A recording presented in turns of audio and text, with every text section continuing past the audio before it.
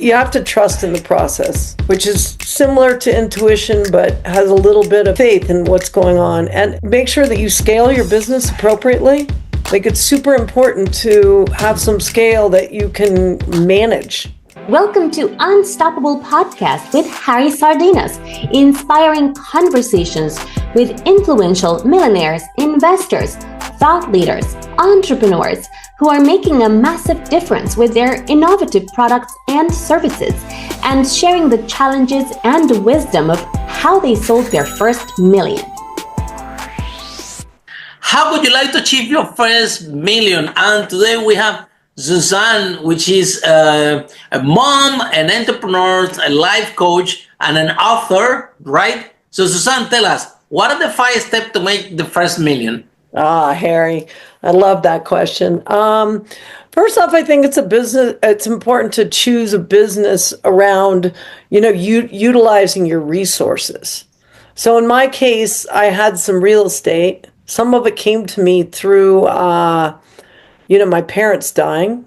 They're no longer living, so I inherited some stuff, and how I managed that. So I think it's really important for everybody to look at, what are your strengths? What are the things that you do well, and focus on those? Secondly, to me, my intuition, it kind of guided me along the way. Like, you can get tons of resources in everywhere you go, but you have to be able to somehow make good choices around those. And, research is obviously important, but for me, once you collect a resource, it's your intuition that guides you.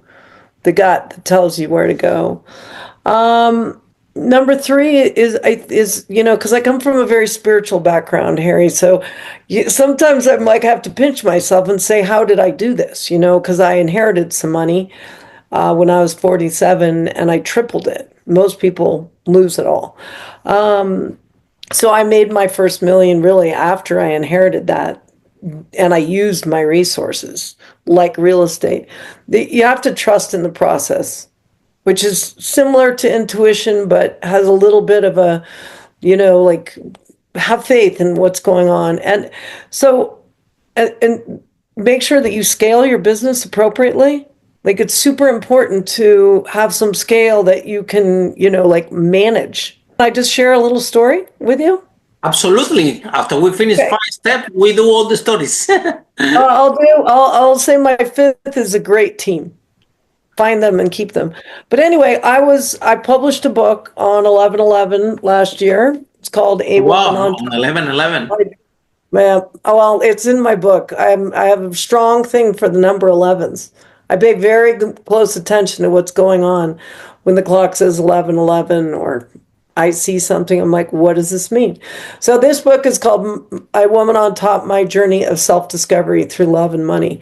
So I barely acknowledged myself for the publication of the book, and I'm not at the top of the Amazon list at the moment, but I have been in kind of weird categories, like, dating and mate seeking, whatever mate seeking means, I'm not really sure. But anyway, so I hired somebody to teach me how to speak and help get me on a TEDx stage. I'm still waiting for the perfect stage to come up. Hasn't quite appeared yet, but that's in the workings. But then I was like, I want to become a speaker. I want to become a coach. I'm going to do this. I'm going to be in magazines. I write articles. And so I was like, HuffPost is going to love my article about empty nesting, because it tells you the pros and the cons. Do you have children, Harry? No, I don't. Okay. All right. So you won't know about this until you do, but they go away and you're like, oh, it's so sad. And then they come back. They're not going. Anyway, so I had dropped so much money until around October into trying to make all these things happen, and nothing was happening. Like, I was putting all this energy and work into it, and I said, enough's enough. So I let go of, I have 2 girls, one that just works for me really a little bit, and then one that's helping me to build my social media platform. I guess I would put that on as a 6th, is your social media. I'm not crazy about social media. I don't want to do social media, but if you have a strong following, you can really make your point well known, people look at you and they're like, what's she doing? I'd like to be part of her gang. So anyway, so I stopped it all. And I had this weird intuitive feeling that by me doing what was right for me, because I don't have a lot of life left. And I was like, do I really want to be a coach or a speaker? If somebody asked me to speak, I'm all about it. If somebody asked me to coach, I'm all about it. But I'm no longer going out and seeking that thing. And I think by me making a really good decision to scale back what I was doing, that something magic's going to happen. I can feel the alignment in my body around what I'm doing and how I'm trying to do it. Because I'm really just here just to show by my story, which is very raw and vulnerable, and a super good read. I invite women to and men, honestly, to talk about their problems that are maybe, I have a very good way of seeing things from a higher perspective to helping them. So that's what I'm on the planet to spend the rest of my life doing. And with my 3 kids and my brand new grandbaby as of 8 days ago. Oh wow! Congratulations. Yay. See, life is bright, and I think that we find this path, Suzanne, with all of us that we have built businesses. You see, it happened to me that my first business was with property, yeah, and I wanted to make 1 million, yeah, and guess what happened after I make the million? I don't even notice. It become No. worse. It become worse. I was not fulfilled. I realized after 10 years and sold over 5 million that I didn't like this business. Right. I was doing it declared for the money.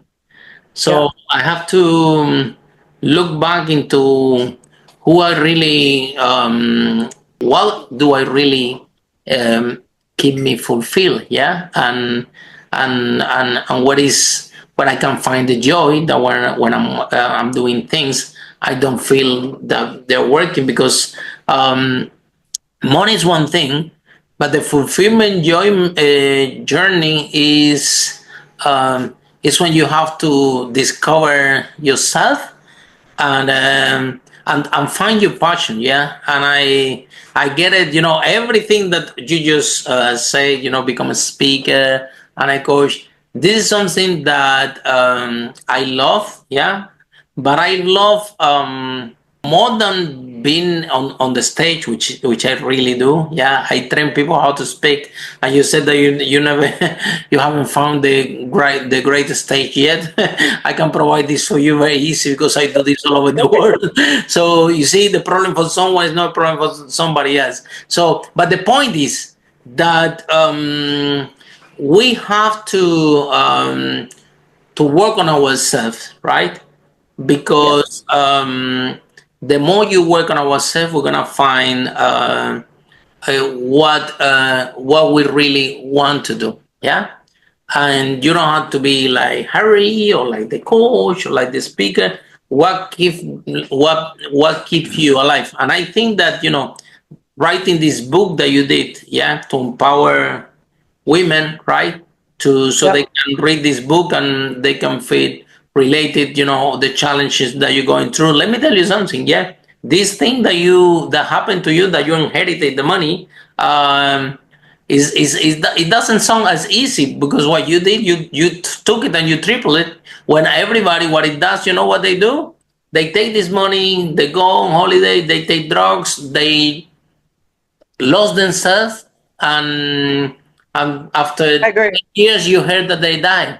Yeah. Yeah. That's Well, I people that inherit a lot of money. What happens? So you embrace it, and you said, "I gonna triple this," which is a big responsibility because, as you share with me, you have children, and you do have to take risks. And now your parents are not around anymore. And what happens if you lose it out? What's gonna happen? It's gonna be you the responsible to leave your kid with nothing. So you're battling: shall I touch it? Shall I not touch it? Shall I do this? Shall I do that? So it was very brave what you did. You took a big risk, yeah. And now by trying to triple this money in real estate, I done real estate. Real estate is beautiful, it's amazing. But if you make a mistake, you lose a lot of money. And it's inevitable that you're gonna make a mistake. Right. It's if it's That's not for really sure. at the beginnings, it's in the middle, at some point in the journey. And when you take a hit in real estate, it's expensive. It's not like Yes. any other business, and you have to learn the lessons the hard way. And sometimes 50, 60,000, 150,000 dollar mistake. If I tell you a story, I will depress you. So you went through that challenge, and you managed to come out on the other side, and you managed to triple that. But now is that journey, right? What can we really want to do to be a contribution to other people, to something that give us fulfillment? I started, I do conference and talks all over the world. And sometime in London, in the metro, the people are stopping me. Harry, is that you, man? I saw you on the stage. Look, you say this is my family. You changed my life, man. I'm just so embarrassing. Everybody looking at me. It's happened to me. And then even in London, it's right when I'm walking, people, Harry, they say hello. I'm gonna say hello. I don't even know who's that person. But when you arrive home, you say, wow, it's incredible. I say something that I say that I don't even remember what it was, actually make a difference in some people's life. I think the fulfillment lies there in what can we do to be a contribution to us. And your path started with this book, Yeah. and it will come to you. I think forcing an outcome. Yeah, we all been there. We want sales, we want to grow the business. But sometimes when we are in that energy that we want to force an outcome, yeah, it's a lot resistant to it, yeah.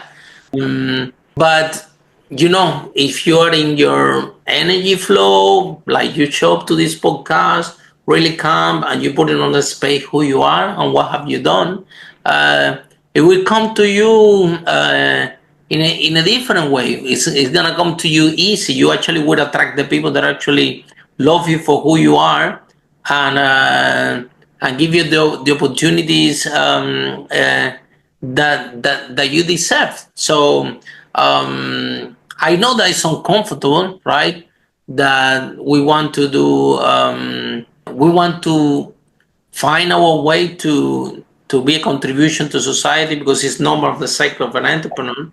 And then we're a little bit lost in this, but it takes time. It takes time to find out how this is gonna show up, right? You have so many interesting points here. So one, yes, I mean, I look at myself as if I won the lottery. And I am considered to be the worst human being on the planet because I was given to me. Oh boy, if you grew up in my family, you would say that there was a lot of work to end up where I ended up. I don't think that you won any lottery, yeah? I think yeah. Right. And my father was very successful, but he got Alzheimer's, lost a lot of his money, gave $1.8 million to a Nigerian, hoping he was going to bring James was going to bring 36 million in unmarked bills back to the U.S. for him. I don't know. It was crazy.